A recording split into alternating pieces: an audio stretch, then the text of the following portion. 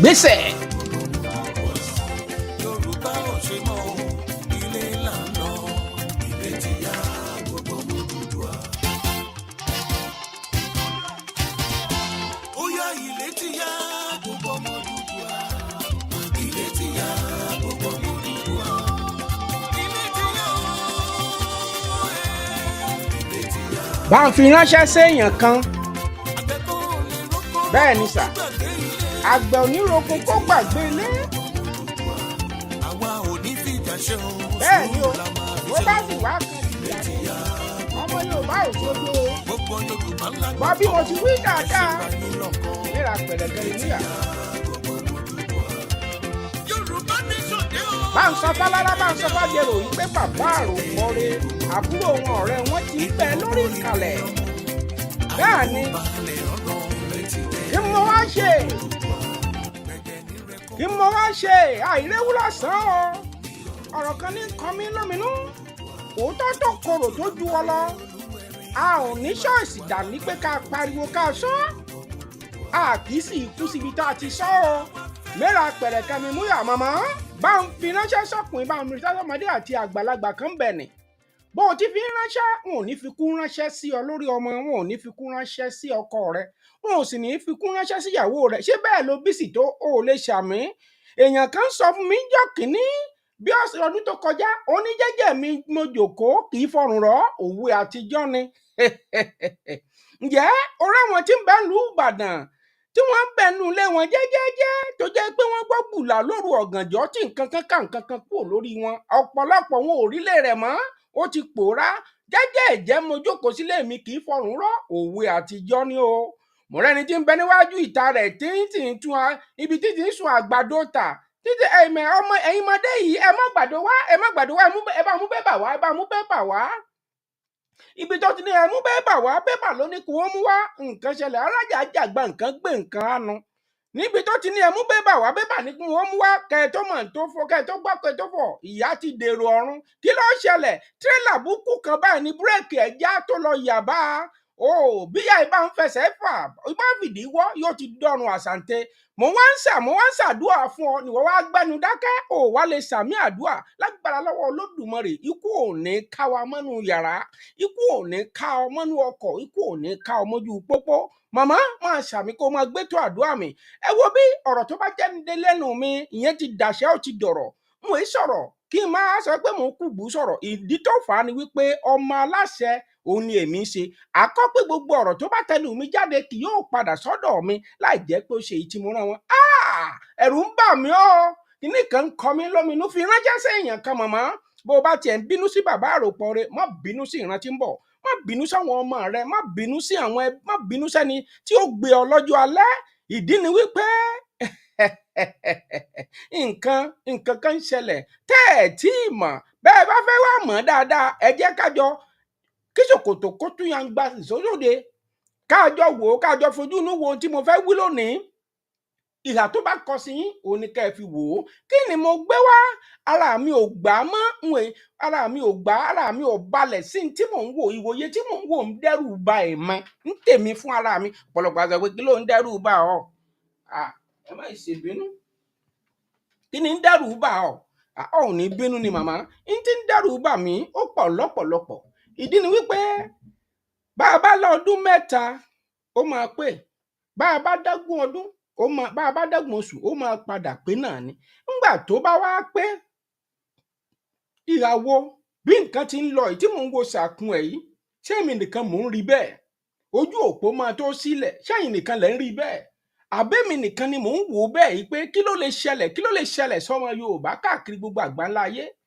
ẹ wo ìdí tí mo fi gbé tọ́pìkì jáde rèé tí mo pè ní the harsh reality a bitter pill to swallow ó bitter o ìyá mi Olúbùnmi Abíọ́nà ẹ ò ní gbọ́mọ sí ìyá mi Tóyìn Àkábá kábíyèsí Olódùmarè ìyá yìí sídà kó wà ń biṣẹ́ báwọn nì ojú òní tìyín o bàbá kan náà ẹ̀gbọ́n mi dáadáa bàbá mi Wàzírí Jìnàdù àjọ ṣètò lónìí ni gbogbo ẹni bá ti wọlé ẹjọ́ bá fi ránṣẹ́ sẹ́bí gbogbo ẹnikẹ́ni tó bá lọ́mọ sírìn àjò tá ẹ̀ ń léèyàn sílé bóyá ẹni bàbá àbẹ́ ẹ̀ tiẹ̀ bóyá pé gbogbo ìran yín lẹ́tẹ̀ tí wá kókó nílẹ̀ Yorùbá ṣùgbọ́n ẹ mọ̀ wípé ibẹ̀ lẹ ti wá orísun yín ni nǹkan kan ṣẹlẹ̀ ní ọdún tí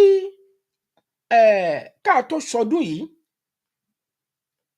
àwọn agbésùmọ̀mí kan kọjá lọ bìbà wọ́n wọ ilẹ̀ kan tá a pè nílẹ̀ Benue wọ́n pààyàn lọ bíi rẹ́rẹ́ bọ́n ṣe ń pa kúkúrú bẹ́ẹ̀ náà ń pa gúngùn wọ́n ń poyún inú wọ́n ń pàṣẹ ẹ̀bí wọ́n pàyà tọmọtọmọ wọ́n pàyà kan ọmọ rẹ̀ gan mọ́ báyìí wọ́n jẹ̀rọ pé ó ti kú nígbà tó gbọ́ wọn yẹn ìyá rẹ̀ tí ń fún lọ́mú sì ti kú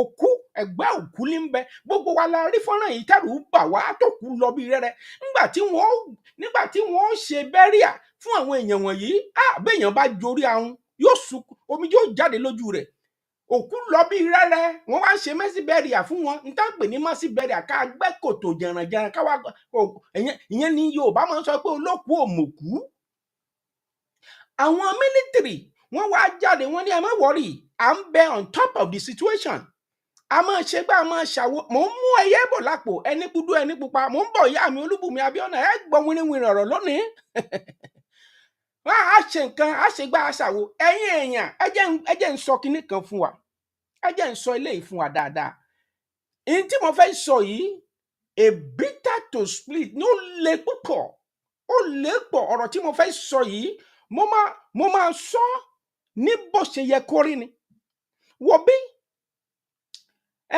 ẹ fi lẹ̀ ọmọ Yorùbá ní bẹ́ńbẹ́ wò bí ṣe é rí ọ̀rọ̀ tí à ń sọ wípé Yorùbá nation ló lè ṣe ìyẹn ò ní í ṣe pé káwa ó wá tako ọmọ tiwa tí ń ṣe Bọ́lá Ahmed Tinubu ọ̀rọ̀ Yorùbá nation òun ló fún Bọ́lá Ahmed Tinubu lágbára tó fi sọ pé òun ló kàn Yorùbá ló kàn ẹ lọ wò dáadáa ẹ lọ wo dọkumẹ́ntìrì bá a bá sì orílẹ̀-èdè Yorùbá ló kàn bó ṣe pùtù ẹ̀ nìyẹn nígbà tó bá wá débẹ̀ báyìí tẹ́ ẹ bá wá rí àwọn ìgbésẹ̀ kọ̀ọ̀kan tí Bọ́lá Ahmed Tinubu ń gbé ẹ rí wípé ó ti ja ìjà nàndẹ́kò ó sì ti fẹnu ara rẹ̀ sọ́ngbà kan pé n ò gbàgbọ́ nínú one Nàìjíríà kíní kan wá ṣẹlẹ̀ lẹ́nu ọjọ́ mẹ́ta yìí bí mo ti ń bá yín sọ̀rọ̀ lọ́wọ́lọ́wọ́ yìí gbogbo ìlérí táwọn agbófinró ṣe nílẹ̀ Benue òfútù fẹ́ẹ̀tẹ̀ àṣà tí ò ní kan ní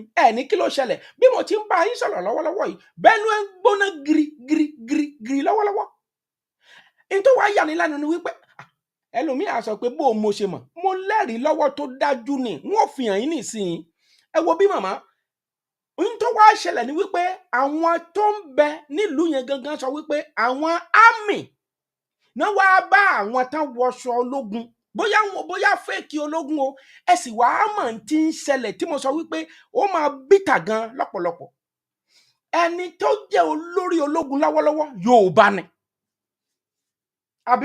àbí ìṣe Yorùbá now báwo ló ṣe wá jẹ́ nísìnyí tí Bọ́lá Ahmed Tinubu wọ́n pé tí mi ò bá fẹ́ni tó jẹ́ Yorùbá bẹ̀ wọ́n lè gbẹ̀yìn bọ́bọ́ jẹ́ fún mi ṣùgbọ́n mo fẹ́ kí Bọ́lá Ahmed Tinubu kó wá fetí gbọ́là yí ọ̀rọ̀ àti gbogbo àwọn ìsọmọgbé rẹ̀ tí wọ́n bá ń ṣiṣẹ́ papọ̀ mo bọ́ jáde nígbà kan mo sọ mo ní Bọ́lá ẹ̀gbọ́n mi dáadáa tí mo fẹ́ràn tí wọn ò sì fẹ́ kó bàjẹ́ fún mo ní àwọn tí ọkọ mára gẹ́gẹ́ bíi mínísítà mo ní olè òun ló pọ̀ jù nù wọn mi ò ní gbogbo wọn o wọn tí ìsọ̀hún tí kò fá nílẹ̀ tán ti mú wọn lẹ́yọ kọ̀ọ̀kan tẹ́ ẹ bá gbọ́ bìtìbìtì owó ìpàdé tí wọ́n ṣe lẹ́nu ọjọ́ mẹ́ta bàbá mi kan sẹ́yìn ó fi fọ́nrán kan ránṣẹ́ sí mi bóyá máa jẹ́ kẹ́ ẹ wò tákòókò bá gbà mí owó tí wọ́n ó dá padà láì tiẹ̀ tí ìpọ́dún kan ìjọba Bọ́lá Ahmed Tinubu wọ́n ó bọ́ ìjọba ìjẹ́mọ́ lọ́wọ́ tó jẹ́ pé bó o bá gbé ìgbésẹ̀ tó lódùmarè rán mi sí ọ wọ́n bàjẹ́ tó jẹ́ pé ìwọ náà ó fẹnu fẹ́ra bí abẹ̀bẹ̀ kì í sọ̀rọ̀ eré ẹ jẹ́ kí n máa mọ́rọ̀ mi bọ̀ ńgbà tí wọ́n ṣèlérí tó sì ti kó gbogbo àwọn tó jẹ́ tiẹ̀ síbẹ̀ ẹ wá wo ohun tó ṣẹlẹ̀ ọkùnrin kan tí wọ́n ń pè ní ọ̀gá ajagun fẹ̀yìntì nígbà kan rí tó jẹ́ pírẹsidẹ́ǹtì kí Bọ́lá Ahmed ó tó débẹ̀ tá à ń pè ní Buhari ó sọ̀rọ̀ kanjọ́ kan ó lóun ó mẹ́ẹ̀kì gọ́fúmẹ̀ntì Jonathan kó wà ungovernable fún ìgbà náà lọ́hùn wọ́n sì wá pàdé àpòpọ̀ pẹ̀lú àwọn alágbára lẹ́yìn odi lẹ́yìn ọjọ́ mẹ́ta yìí akọ̀wé orílẹ̀-èdè Amẹ́ríkà ń wá ẹ̀ẹ̀kejì tó ti wá sílẹ̀ Nàìjíríà rẹ̀ léyìí mo wá fẹ́ sọ nǹkan kan fún wa ó ń bẹ́ẹ̀ lọ́wọ́lọ́wọ́ bí mo ṣe ń bá yín sọ̀rọ̀ yìí ṣùgbọ́n kíní kan wá ń ṣẹlẹ̀ bí ọkùnrin ṣe ń bẹ́ẹ̀ bó ṣe balẹ̀ bàgẹ̀ bẹ́ẹ̀ làwọn aráabí ìdèlú Benue ní tí wọ́n ti pa ń bẹ̀ lọ́wọ́lọ́wọ́ ẹkún gbàgbóró kan ìbànújẹ́ wọlé lọ́tọ̀ àti lọ́sì ẹnìkan máa dá mi lóhùn bàbá àròpọ̀ rẹ ẹ sì ń kígbe ṣé ẹ fẹ́ yàgbẹ́ pátá ni bí n bá yàgbẹ́ pátápátá àti ẹ̀kọ́ ọmọ yàgbẹ́ sí pátá ara mi mọ òun mo sùn sí kì í sì sówó rẹ mo fi ra ẹ mọ ìdí tí mo fi ń kígbe tèmi ńgbà kan kọ́lọ́hún dẹlẹ̀ fún Akérédolú àwọn wọ́n ti ń káyàn wá o mọ́tò ogun ni wọ́n kó wá o wọ́n bẹ nígbò wá o wọ́n ti kó wọn wá o wọ́n ti pa wá o wọ́n ibo làwọn tí wọ́n fi tirẹ́là kó wọlé ńbo ni wọ́n wọlé sí máa dé lẹ́nu ọjọ́ mẹ́ta ìfọ́nrán kan bọ́ jáde gìlà bí ìgalà nínú igbó pé ẹ máa bọ̀ wọ́n wá bẹ̀rẹ̀ sí ní bẹ̀rẹ̀ lọ́wọ́ àwọn ọmọ yìí ńbo ni local government yẹ iye ó ní òun Mushin local government tí kó lórúkọ bàbá rẹ bàbá òun Musa Yorùbá ń jẹ́ Musa ni tí wọ́n ń ṣe interview fún àwọn ọmọ army tí ó máa wọlé sí iṣẹ́ ológun wọ́n wá bẹ̀rẹ̀ sí ní kó wọ́n wá àwọn ìyìn tó wá jẹ́ pambambarì tó mú mi jáde tẹ́rù ń bà mí nìyí ń tó mú mi bẹ̀rù lélẹ́yìí ló bá dé ọjọ́ mẹ́ta yìí gbogbo wa la rí fọ́nrán yẹn tẹ́ ẹ̀ bá sì rí wọn fi hàn yín lẹ́nìkan bá jáde nínú àwọn Fúlàní wọ́n náà wọ́n ti ní fìjìláńtẹ́ o àwọn ó sì sọ wọ́n di ọlọ́pàá tara wọn ni Àmọ̀tẹ́kùn jáde ńgbà náà lọ́hùn-ún wọ́n ní ò sáàyè ẹ má gbàgbé ikú ń dẹ̀dẹ̀dẹ̀dẹ̀ ń dẹkú wọ́n wá ní kò sáàyè ó dà bí ò bá wá sáàyè bọ́mà tiẹ̀ ò tiẹ̀ ní gbọ́dọ̀ gbébọn ẹ̀yin Àmọ̀tẹ́kùn ẹ lè gbé pọ́ǹpù tẹ́kẹ́ tó pọ́ǹpù ẹ̀ AK-47 ó ti já yín lórí dànù àwọn eléyìí wá kóra wọn jáde bìbà lẹ́nu ọjọ́ mẹ́ta yìí wọ́n wá sọ fún wa wípé àwọn tí wọ́n ti kó tí wọ́n ti arrest tí wọ́n ti mú gẹ́gẹ́ bí èdè Yorùbá pé tán ti mú nínú àwọn agbésùmọ̀mí wọ́n ti kó wọn sí ìgboro, wọ́n sì ti kó ọ̀pọ̀lọpọ̀ nínú wọn sí ilé iṣẹ́ ológun. Ẹ máa dé, mi ò méèkì ẹ̀ ọ̀pù yín tó ń ṣẹlẹ̀ mò ń sọ fún yín. Wọ́n kó wọn sí ìgboro, àwọn agbésùmọ̀mí, àwọn tó wí pé ẹni tó lòun ti fẹ́ kú bóòlù ìfẹ́ bẹ́ẹ̀ tó fẹ́ kú jà. Wọ́n ti wá kó lára wọn sínú iṣẹ́ ológun, lára wọn ló wá ń ṣiṣẹ́ nísìnyí. Ọkùnrin yìí, ẹ jẹ́ ká gbọ́ ìtọ́kùnrin yìí sọ. Ikú ń dẹ̀dẹ̀dẹ̀, bàbá mi Wàsírí Jìnàdù, dẹ̀dẹ̀ ń dẹkú.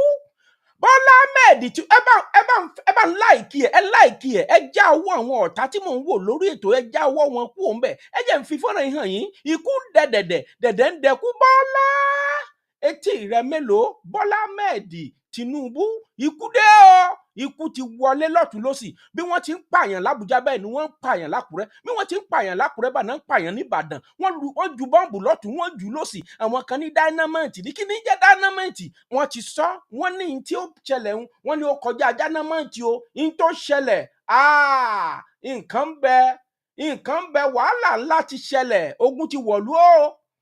Ogun ńlá ti wọ̀lú. Ogun ti wọ̀lú. Èsì o. Àwọn kan ò mọ nǹkan kan. Ẹgbọ́n tó ṣẹlẹ̀ ní wákàtí bíi mélòó díẹ̀ sẹ́yìn. Bordering Ukraine, with officials on board had died. Have lost their lives after assailants attack.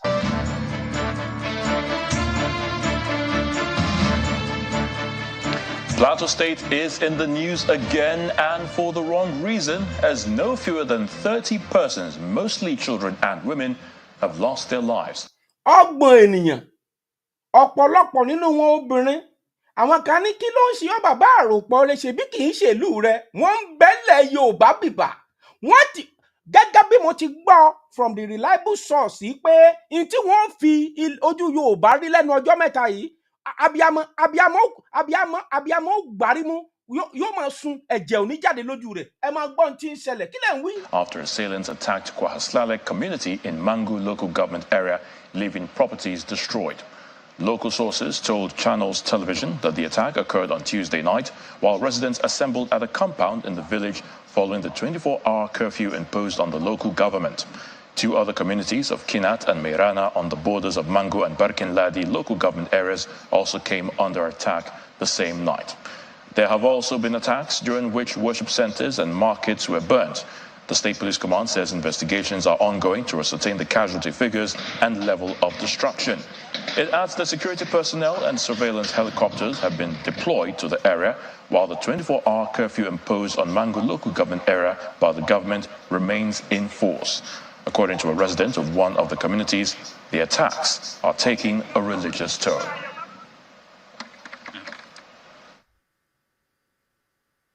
What is happening in Mangu at this particular point in time?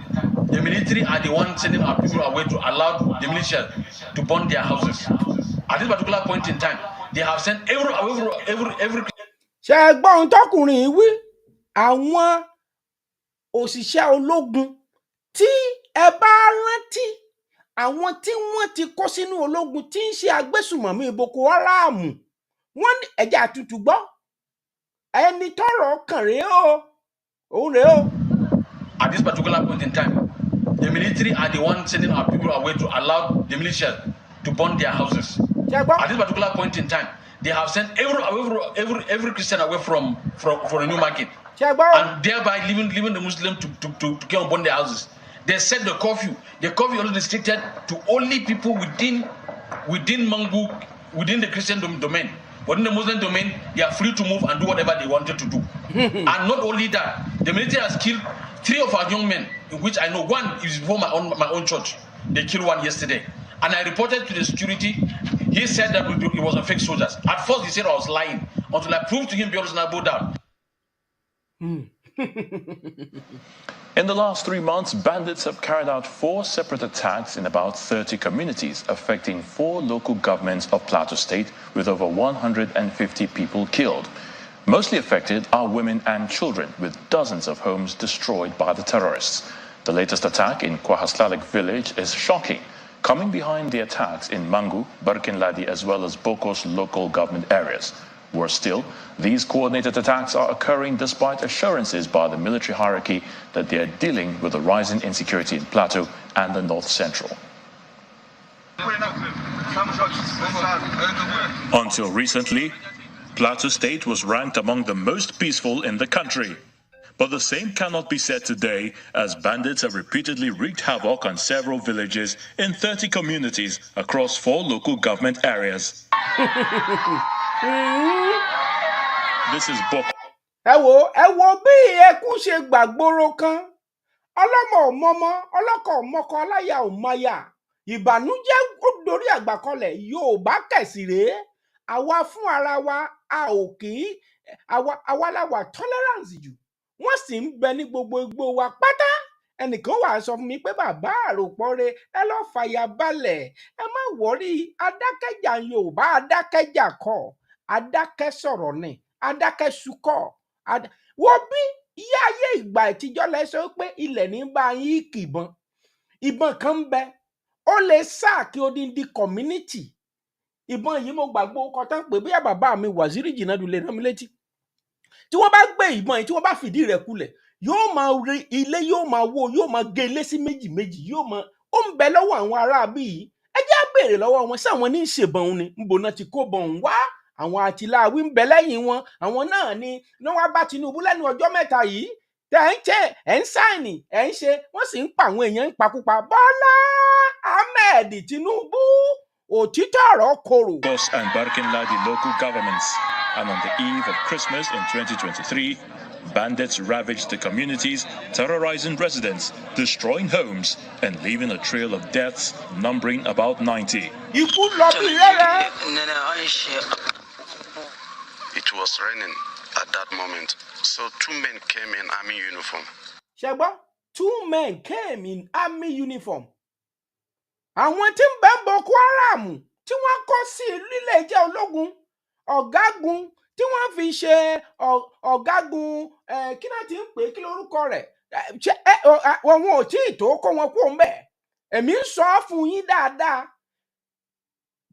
láì jẹ́ pé ẹgbẹ̀mí 1999 constitution ẹ̀ ń tanra yín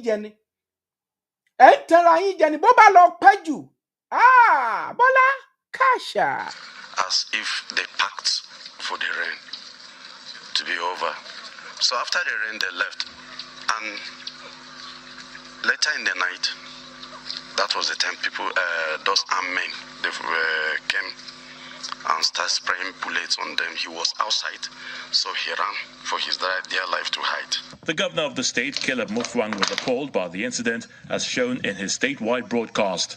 It is quite grievous to my heart that Plateau has become the cynosure of the whole nation and indeed the world for the wrong reason. Sherry, Mutfwang àbí Mutfwang Caleb. Orúkọ rẹ̀ orúkọ Kristẹni ni. Ṣùgbọ́n ẹnìkan bẹ ṣáájú rẹ̀, ìyẹn ń kígbe tọ̀sán tòru ni. Ọ̀rọ̀ kéèyàn ó dé fìlà, kéèyàn ó wá wọ native kọ́ leléyìí. Camouflage ni kó lọ wọ̀ declare state of emergency ní ìlú rẹ̀ kó o sì kó bọn lọ́wọ́ àwọn èèyàn má listing sí anybody constitution 1999 ò gbà kéèyàn ó listing sẹ́nì kankan òótọ́ ló ń gbọ́ yẹn o mo ti ní ọ̀rọ̀ burúkú lẹ́gbọ́ lónìí ó bìtà gan kó bọn lọ́wọ́ àwọn èèyàn àwọn kan ti sọra àwọn di vigilante wọ́n sì kó bọn léra wọn lọ́wọ́ kó bọn lé ọwọ́ àwọn èèyàn These unprovoked and simultaneous attacks in different villages were clearly premeditated and coordinated. This series of attacks on our people are a clear case of... This is not time for speaking English, sir. You know, it has been coordinated ever before you become a governor. You know, it's a strategic coordinated terrorist against your people. Remember good. Caleb, do you know that? Ẹni tó gbọ́n jù ẹni lẹ́yìn, his name, Ajagun Fẹ̀yìntì ni. Don't forget. Ó sọ, only you will be all killed. Ìyẹn ti dàgbà nísìnyí. Àwọn sì ti ń bẹ níbẹ̀ tẹ́lẹ̀tẹ́lẹ̀ kí wọ́n gan ó tó mọ̀ pé ó ṣe governor. Àwọn sì ń bẹ ó ní àwọn military dey collude ṣé ẹ gbàgbé They collude with the military. They will kill you all. Go and defend yourself. What is so? Donisa. Criminality, insurgency, and terrorism, and must be seen and handled in that manner. Several meetings were held by the security chiefs, even up to the Senate. President Bola Tinubu gave. We are on top of the situation. We are on top of the situation. Ironi top situation kankan pẹ̀lú constitution. Demon tí ń dààmú ìlú yẹn. Demon tí ń dààmú orílẹ̀-èdè Nàìjíríà. Bí demon yẹn ò bá kú, à ń tanra wa ni. Ẹ̀tàn gbáà ni kò sì sí nǹkan kan tẹ́nìkan lè ṣe láì jẹ́ pé demon yẹn tó ṣe kíni tó fara gbẹgba lórílẹ̀-èdè èyí tí a pè ní Nàìjíríà. Bí bẹ́ẹ̀ kọ́, à ń tanra wa ni. Ẹ̀tàn gbà òun lè mímọ gbogbo ẹ̀ sí. Ẹ gbìyànjú, ẹ pa dímọ̀ yìí o. Ẹ pa dímọ̀ yìí.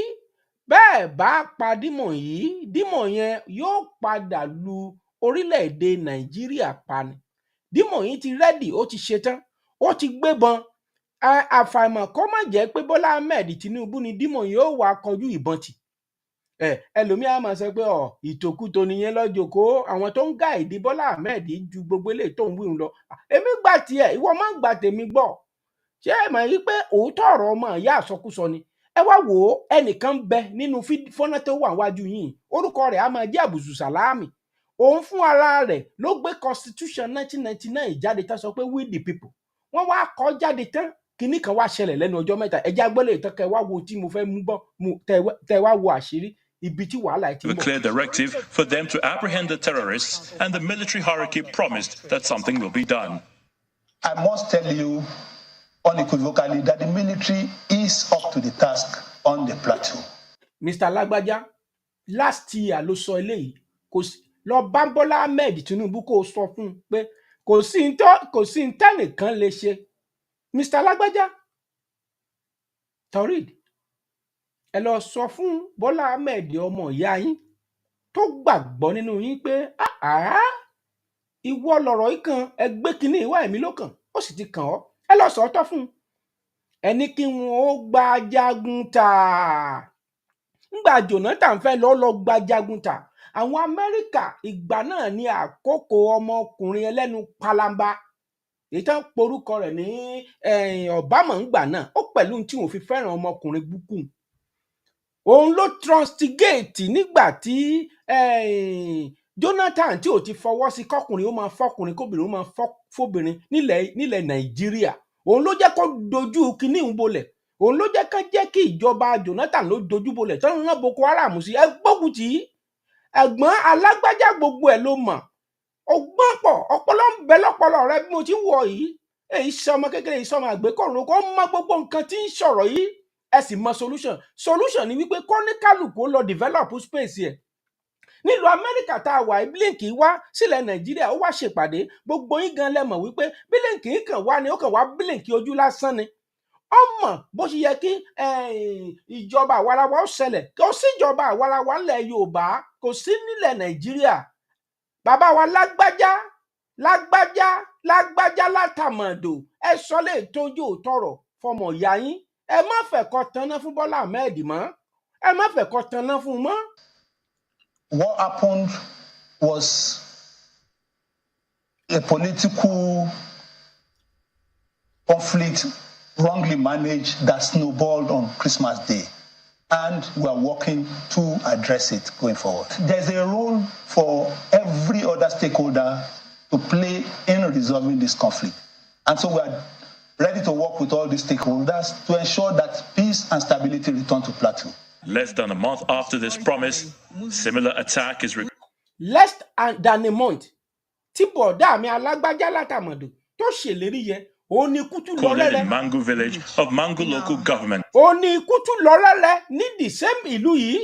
Ẹ jọ̀ọ́, àwọn tí ń sọ wípé bàbá àròpọ̀ rẹ̀ gbẹ́rù dànù sọ́hún, èmi mọ̀ pé gullibility Christian ó wà lọ sórí pẹpẹ ó máa lọ gbàdúrà. Ìwọ náà ó lọ sí mọ́ṣáláṣí ó máa forí balẹ̀ gbogbo orí ẹ ló dúdú rúrú yìí. Síbẹ̀síbẹ̀ ikú ó ń dẹ̀dẹ̀ ń dẹkú. Ẹ má jẹ́ àtànra wa mọ́.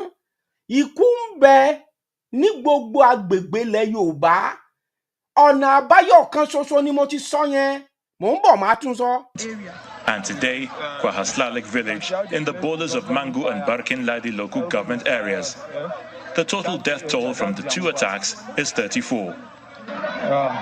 Bí ìjọba bá lè jẹ́wọ́ 34 ọgbọ̀n ó lé mẹ́rin èèyàn ló kú ẹ mọ̀ pé òkú ti lọ bí rẹ́rẹ́ sà. These attacks has led to several people in the affected communities deserting their homes. Ẹ wo oníkálùkù ń sá ni ilẹ̀ Yorùbá o ọmọ Yorùbá o ẹ ríran wò yín tí mo gbọ́ from the reliable source wípé àwọn fẹ́ ṣe àtáàkì wọ́n sì fẹ́ bàjọba Bọ́lá Ahmed Tinubu jẹ́ ni wọ́n ti ṣetán wọ́n ti gbégbèsè rẹ̀ ẹ wá mọ nǹkan tí mo lè fìdí ẹ̀ múlẹ̀ mò ń bọ̀ má fìdí ẹ̀ múlẹ̀. But it will take a renewed effort and more assurances from the military to match words with action in keeping the people of Plateau State safe and secure.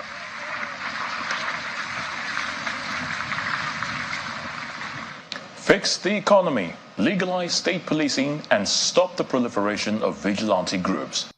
Ṣẹ́gbá, yín tó ṣẹlẹ̀ gẹ́lẹ́ lélẹ́yìí, Audu Ogbe ń bẹ níbi tán ti ṣèpàdé yìí. Audu Ogbe ń bẹ ń bẹ. Audu Ogbe ló sọ pé wo state policing ló lè ṣe. Ṣùgbọ́n nígbà tí Abubakar máa débẹ̀ ó ní nǹkan tẹ́ ẹ sọ àá ṣe kinní kan gbà kan àwo kan Constitution 1999 ẹ mú balẹ̀. Bẹ́ẹ̀ bá tiẹ̀ gbé state policing wá tóníkálùkù ò lọ kán lọ develop space wọn kóníkálùkù ó ṣọ́ra rẹ̀ kóníkálùkù ó fàbò bora rẹ̀ ẹ̀ ń tanra yín jẹ ni.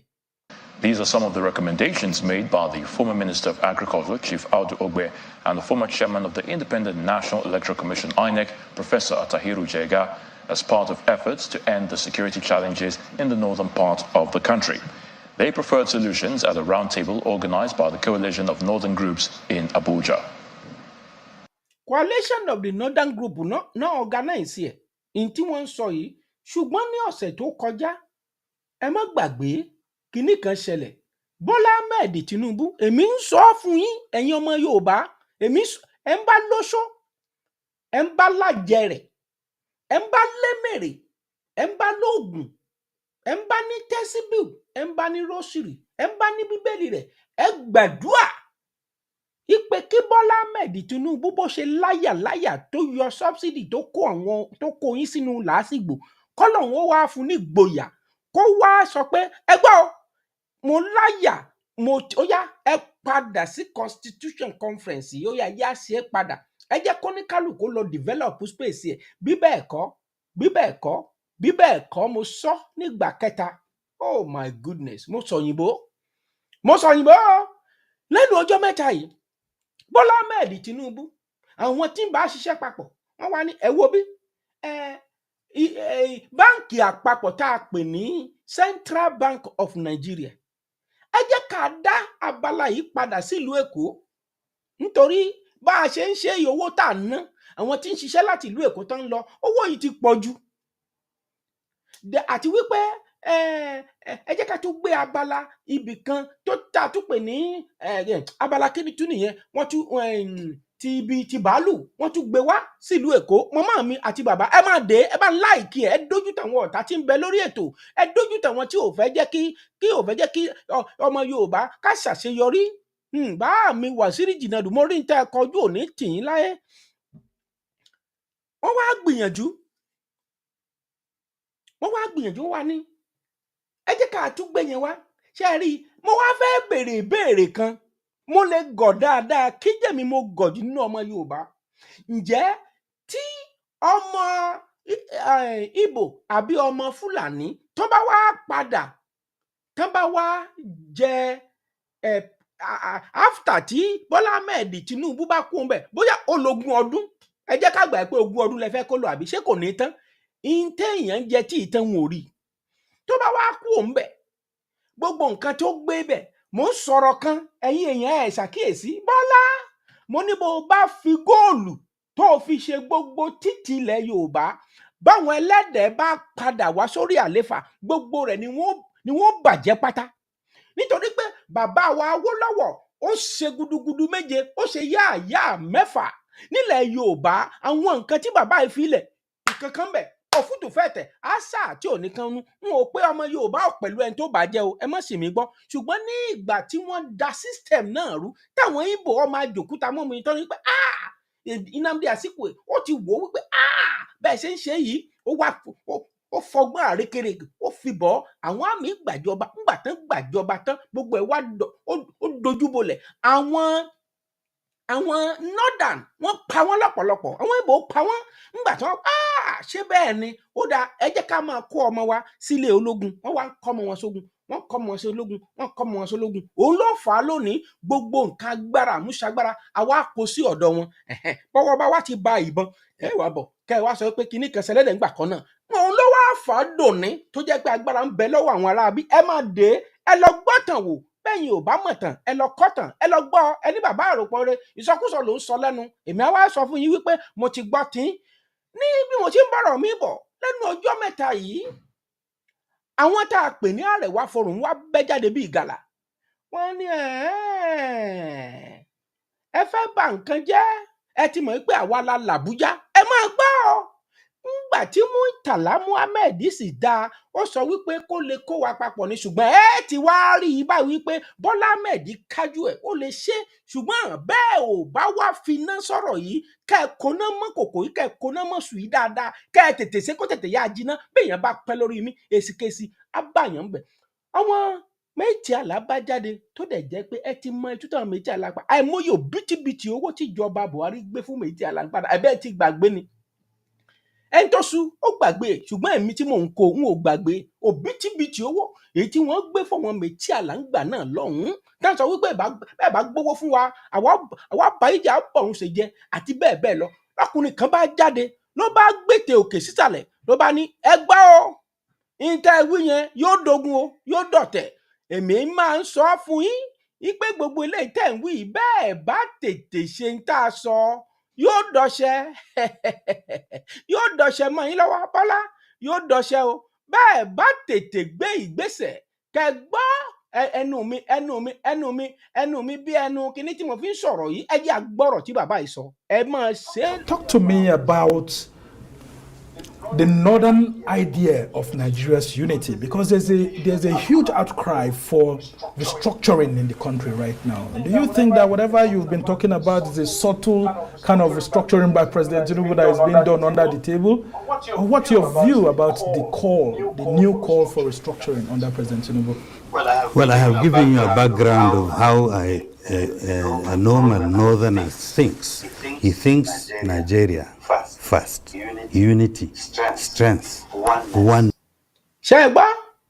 Ṣé ẹ rí ọkùnrin ó pẹ̀lú àwọn tí wọ́n kọ constitution ìbànújẹ́ yìí ẹnu ara rẹ̀ ló fi sọ pé wọ́n jọ kọ́ ni tẹ́ ẹ bá lọ wo interview kúlẹ̀kúlẹ̀ ó fẹnu ara rẹ̀ sọ n ò make ẹ̀ up ó ní constitution ta kọ́kọ́ nígbà tí wọ́n bà constitution tó kó wa papọ̀ gẹ́gẹ́ bí Nàìjíríà regional constitution tán dojú ẹ̀ bolẹ̀ òun pẹ̀lú wọn kọta kọ́kọ́ ó ní ní ti 74 àbí 77 ló pé if my memory serve me right ó wá tún sọ ọ́ ní ti 99 yìí ó ní gbogbo aráàlú ló kọ tèmi ò gbàgbọ́ torí òun ò ń sọ máa gbé kọ́rùn lóko 99 ńbò lẹ ti kọ́ ẹ máa gbọ́ nǹkan tọkùnrin yìí sọ o ìjọba Bọ́lá Ahmed Tinubu ó ti wà attacked ogun ti ń bẹ nínú rẹ̀ àwọn agbésùmọ̀mí ń bẹ nínú ìjọba Bọ́lá Ahmed Tinubu ṣó gbàgbé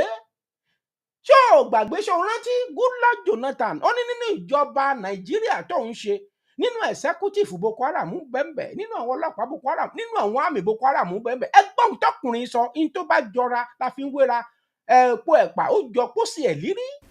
Oneness of purpose, he thinks also north, but Nigeria.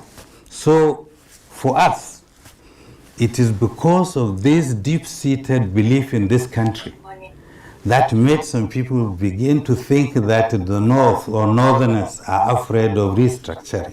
Nah.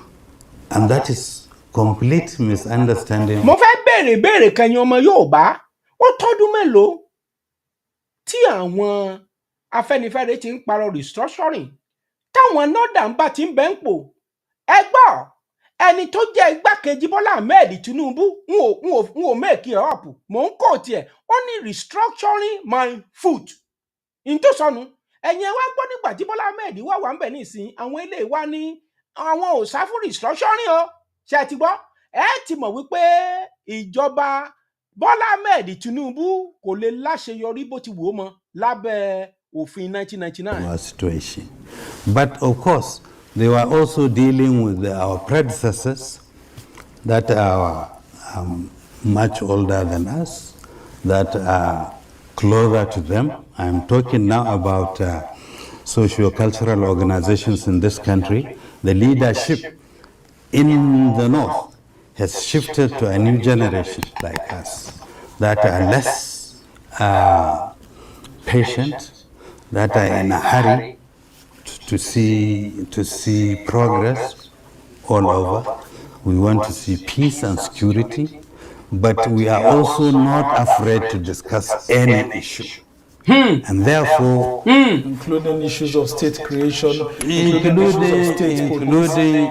issues of fiscal federalism, including and all these issues mentioned, including by President Tinubu while he was in the opposition. So but you're not afraid of all these issues? No. If you talk about restructuring, depending on who you are talking with, you talk to people of someone from South, he wants own and manage his own resource. If you talk to the Southwest, they want to federalism, they want to own all the VAT that they collect. If you talk to the Southeast, they want another state created, even though actually they neither have the space or the population to have that. But can you imagine? Ṣé máa gbọ́? Àwọn northern ibi tí àwọn ní máàpù original wọn ò nílẹ̀ àwọn nìkan kọ́ àwọn Benue àwọn tí ń bẹ ní kíní ò pẹ̀lú wọn. Can you imagine? Wàhálà ń bẹ́lẹ̀ Bọ́lá Ahmed Tinubu èsì ò bọ́ ò bá gbọ́rọ̀ lẹ́nu mi tí mò ń sọ yìí èsì ò. If you talk to us now, what we want to do is to use what we have to get what we are looking for. What do you have? And what do you have that you're using? We have over 70% of the land mass. That's a lie. We have over 60% of the population. That's a lie. That's a bitter lie. That's a crazy lie. Ṣẹ́rí ọkùnrin yìí ó ń kó gbogbo àwọn tí ń bẹ north àtàwọn Benue àtàwọn middle belt ó ń kó gbogbo wọn papọ̀. Wọ́n tẹ̀ sọ pé àwọn nàná làbújá. Sẹ́ńsọ̀ tí Babangida ṣe òfegè sẹ́ńsọ̀ tẹ̀ ṣe ń yọ sí tẹ̀ ń ka ẹsẹ̀ ẹlẹ́hàá ìyẹn ò lè ṣẹlẹ̀. Bọ́lá Ahmed Tinubu ó láyà ó kó wa sínú ìpọ́njú ó kó wa subsidy wàhálà tó gbé wá ìwọ náà tún gbé subsidy sórí constitution 1999 ibi tí wàhálà ń bẹnu bẹ́ẹ̀ bá rí yẹn ṣe ẹ wo bí Bọ́lá Ahmed Tinubu àṣeyọrí yóò sí wọn ẹ lè ṣàṣeyọrí kan bó ti wọ àwọn arábì wọn ò ní gbà kó ṣeé ṣe nítorí wípé kó bàjẹ́ ìlú kó bàjẹ́ kó dàrú kí nǹkan fọgbà yẹn ga òun ni wọ́n ṣe òun ìdí nìyẹn tó fi ń pa kúkú tó fi ń pa gúngùn ní everywhere fídíò yẹn ò tí ì tán o kò ì tán o. Talk to me about issues of state creation, including issues of state police, including issues of fiscal federalism, and all these issues mentioned, including by President Tinubu while he was in the opposition.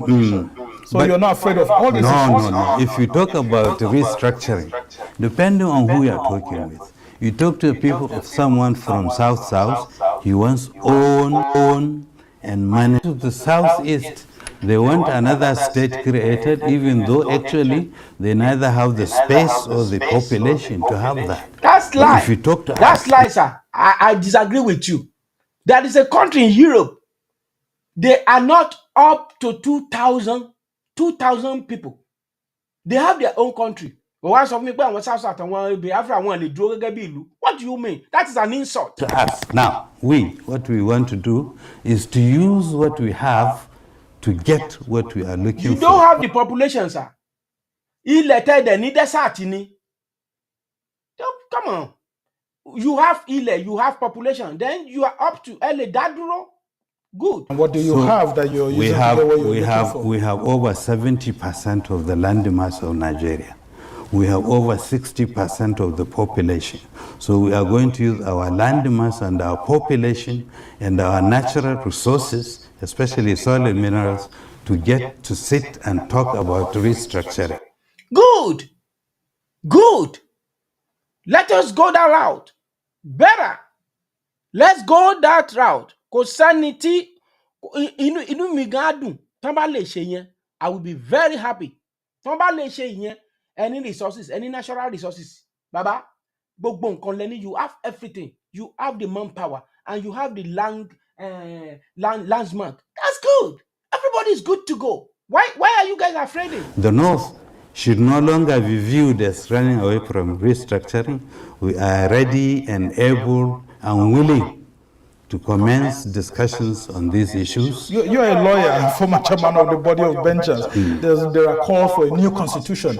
Would you not be willing to sit with other parts of the country to firm up a new constitution that works for everyone? If there's a sovereign national conference or national constitutional conference or whatever it is. The main objection that I have been hearing in the news, including from lawyers, is that this constitution that we are operating was not people's constitution. That it was a... Listen, sí nǹkan tó ń sọ yìí o. Ẹ̀yin yẹn ẹ bá mi like ẹ send the program séèyàn kan. Kì í ṣe ni mò ń ṣe program bọ̀ tó ti dójú ẹ̀ báyìí a ò gbọ́dọ̀ máa sọ pé àkókò kan wà téèyàn gbọ́dọ̀ máa jáde. Ẹ máa gbọ́ nǹkan tí bàbá yìí ń sọ. Wọ́n jọ ṣe constitution gbẹ̀mígbẹ̀mí ni. Actually a military constitution. But forgetting that actually, although the military had to put a decree to produce it, it is actually Nigerian people from different local governments that were elected by elected local governments to meet in Lagos, including myself, in 1978. Oh, you were part of the Constituent Assembly? Yes, and they fashioned out the 1979 Constitution.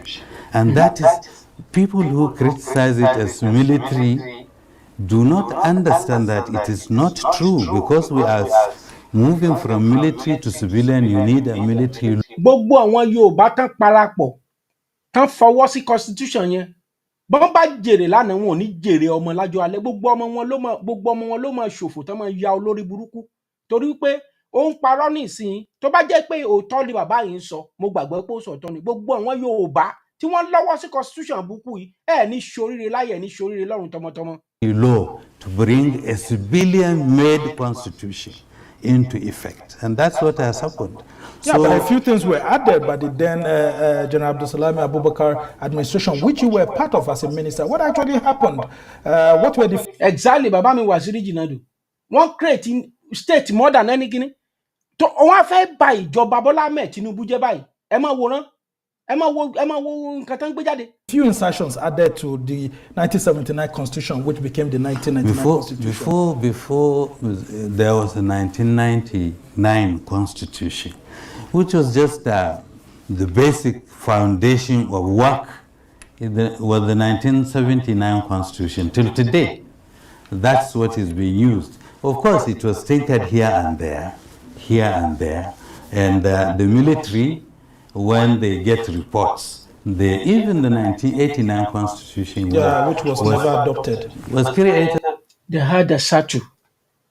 Etile ready. Everybody, let everybody go and develop it.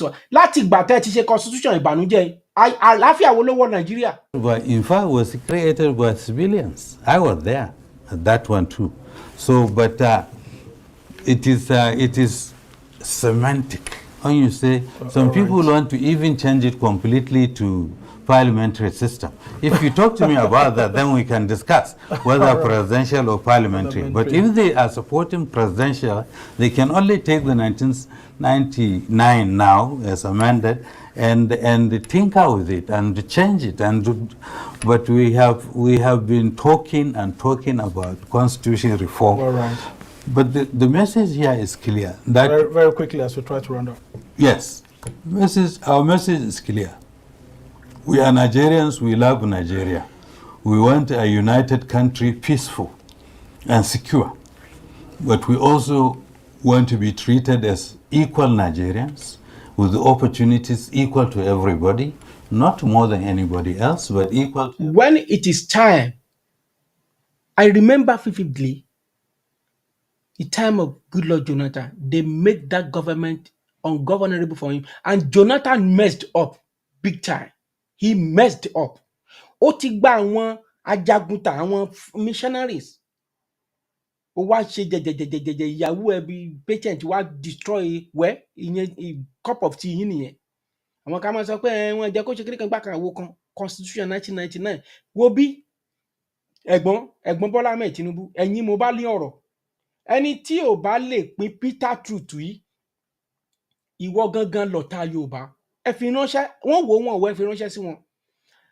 Tí ẹ̀gbọ́n tí ò bá gbé ìgbésẹ̀ agbára àyàtọ̀ ẹni subsidy is gone ẹ sọ fún constitution 1999 pé is gone. You have everything that it takes to do it now before it is too late. Wọ́n bẹ̀rẹ̀ sí ní attack ilẹ̀ Yorùbá wọ́n ti attack ẹ̀ náà. Ní ìgbà tí àwọn kan kóra wọn jọ tán ní Àmọ̀tẹ́kùn àwọn kan lọ kóra wọn jọ wọ́n kó ìbọn lé ọmọ tiwọn lọ́wọ́ wọ́n kó ọmọ tiwọn láti Boko Haram wọ́n kó wọn sínú military. Ṣé mọ̀ wípé ìlú yìí kì í ṣe ìkan náà? Kì í ṣe ìkan náà. You said it pé I don't believe in one Nigeria.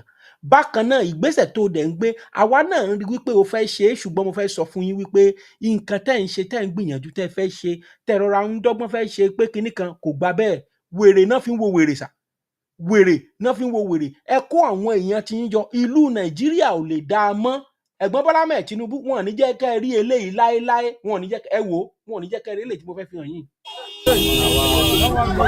People when you load this money they go maybe Lagos or there but do you see what you did to them? Is it not being too much? Road safety lélẹ̀ oníkálukú kàn ṣe olórí burúkú pẹ̀lú constitution 1999 ni bí wèrè tẹ́ bá dé airport ó rùn bí ìgbẹ́ni ẹ̀gbọ́n Bọ́lá Ahmed Tinubu go and visit by yourself go má jẹ́ kẹ́nìkẹ́ni wá sọ fún ẹ go there. You dey lie you don't hear what you will tell you who dey lie. You need somebody I say you dey lie. You need somebody who dey lie. Who drive this motor dey lie? Who drive this motor dey lie? No, they say who drives in a motor they lie. Say they lie with motor. Not inside the motor now. Inside this motor. No wala. He say hit person with the motor. No wala. Huh? No wala. Ẹni tó ń wa mọ́tò passenger wọ́n ló ń lẹ́ni Yorùbá ọmọ Nàìjíríà ló tún bá àwọn road safety purọ́ yẹn o wọ́n purọ́ àwọn ọmọ kékèké kúnnú mọ́tò yẹn bá mi ní road safety ó dédé cross wọ́n kàn ṣe olóko ọmọ àlè.com nílẹ̀ Nàìjíríà ọmọ àlè ló yẹ kẹ́kọ̀ọ́ sórí ilẹ̀ Nàìjíríà. Oh boy, what happen? Now you drive this motor. I don't drive this motor. What happen? I don't motion. Okay. On speed oh. Truck in my front. Okay. And that truck just passed here. I follow for back. One my front. Big brake when I apply. What the they stop you first. No. They stop you. They don't stop me. Now waiting there they always do. My front. At the front. I truck just passed here. When I was the motor on the speed, you are not on speed and but you don't for that. Move your vehicle back. Let's move this motor out. Some people pass. Which motor they all move back? See, this motor where the engine don't cast. This thing that you are doing, look at where you apply brake. Is it wise for you guys to block road like that? The federal government ask you guys to apply to block road. This motor wala. They go no. Call your company. Call your boss. Call your boss. Oh boy, hey, call your boss. Call your boss. Call the company. This is Asaba Road Safety Office this early morning. You can see what the road safety just did to this bus by crossing the road on highway along the express, and there were children. You can see children inside this vehicle. You can see children inside this vehicle. I think where are they go, madam? You dey inside this motor na Lagos abi? Na they damage you na motor like this. No wahala. You can see what they did by crossing road. Maybe they stop the vehicle, their own vehicle. You can see the plate number. Nigeria is working. Nigeria is working. Cherry Bọ́lá Ahmed Tinubu wọ́n bàjọba ìjẹ́mọ́ ẹlẹ́wọ́. Ẹ jẹ́ kó ní kálukú lọ develop space ẹ pa constitution 1999 wọ́n ń pààyàn wọ́n ń pẹranko ojú títì àwọn road safety olórí burúkú gbogbo kàn ṣe bí wèrè òsínwín ayé káàkiri ìlú yẹn ni. Just cross road just now and there are children inside this vehicle. Do you see Even one of the officers is even holding screwdriver in his hand. Okay, he has dropped it. Using the screwdriver to shoot the driver.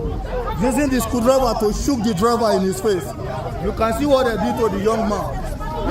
You can see the damage they did to this young man. You can see how they beat him up.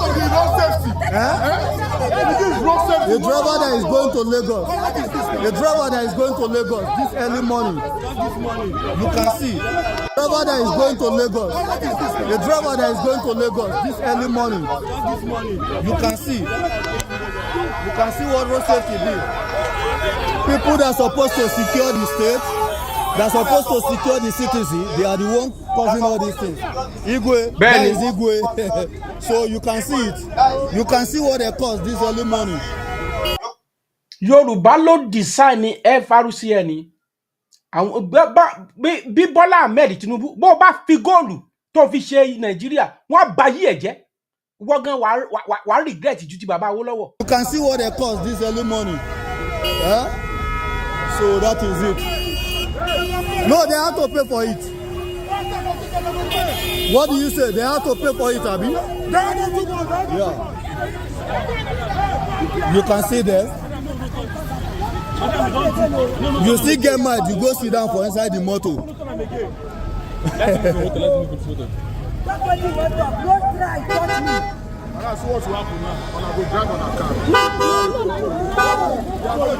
This motor cannot move again.